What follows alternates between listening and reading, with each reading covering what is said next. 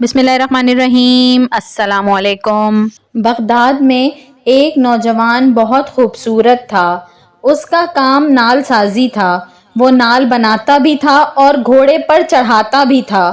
نال بناتے وقت تپتی بھٹی میں سرخ شعلوں کے اندر وہ نال رکھتا اور پھر آگ میں اسے کسی جمور یا کسی اوزار کے ساتھ نہیں پکڑتا تھا، بلکہ آگ میں ہاتھ ڈال کے اس تپتے ہوئے شعلے جیسے نال کو نکال لیتا تھا اور اپنی مرضی کے مطابق اسے شیپ یا شکل دیتا تھا۔ لوگ اسے دیکھ کر دیوانہ کہتے اور حیران بھی ہوتے تھے کہ اس پر آگ کا کوئی اثر نہیں ہوتا۔ وہاں موصل شہر کا ایک شخص آیا۔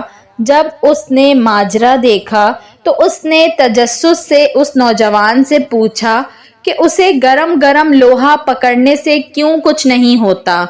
اس نوجوان نے جواب دیا کہ وہ جلدی میں لوہے کو اٹھا لیتا ہے اور اب اس پر ایسی کیفیت طاری ہو گئی ہے کہ میرا ہاتھ اسے برداشت کرنے کا عادی ہو گیا ہے اور اسے کسی جمور یا پلاس کی ضرورت نہیں پڑتی۔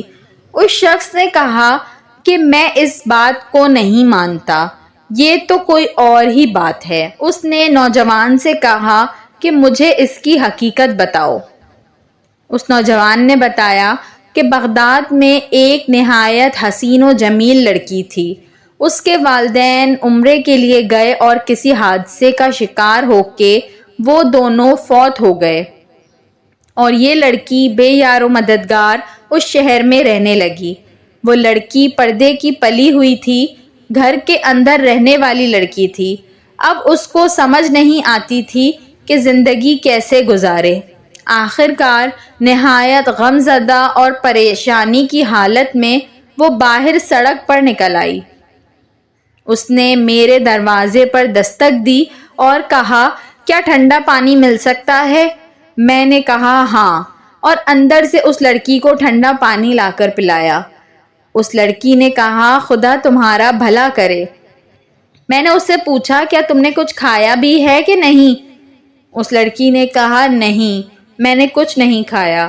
میں نے اس سے اکیلے اس طرح پھرنے کی وجہ پوچھی تو اس لڑکی نے اپنے اوپر گزرا سارا واقعہ سنایا اور کہا کہ مجھے سمجھ نہیں آتی میں زندگی کیسے بسر کروں۔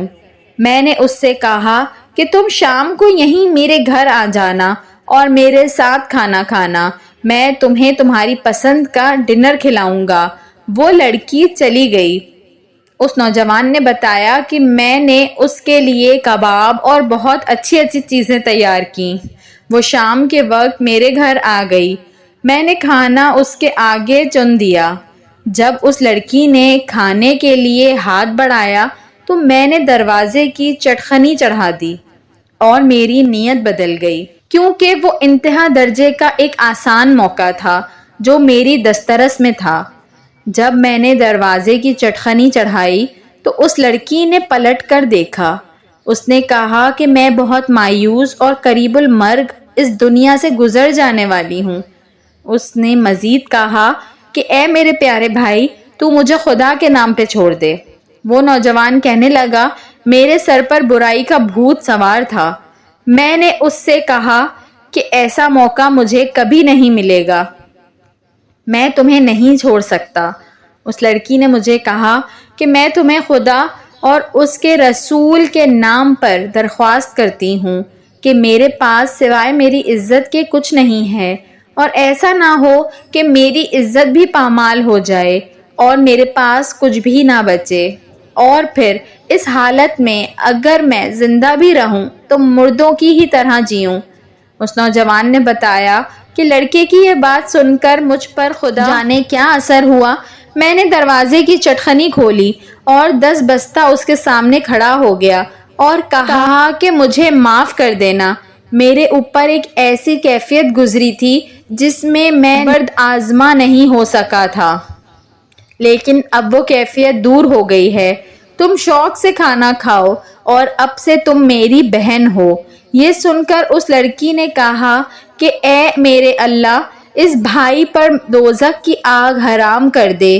یہ کہہ کر وہ رونے لگی اور اونچی آواز میں روتے ہوئے کہنے لگی کہ اے اللہ، نہ صرف دوزخ کی آگ حرام کر دے بلکہ اس پر ہر طرح کی آگ حرام کر دے۔ نوجوان نے بتایا کہ لڑکی یہ دعا دے کر چلی گئی۔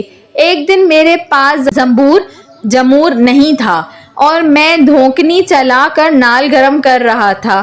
میں نے زنبور پکڑنے کے لیے ہاتھ بڑھایا تو وہ دہکتے ہوئے کوئلوں میں چلا گیا، لیکن میرے ہاتھ پر کوئی اثر نہ ہوا۔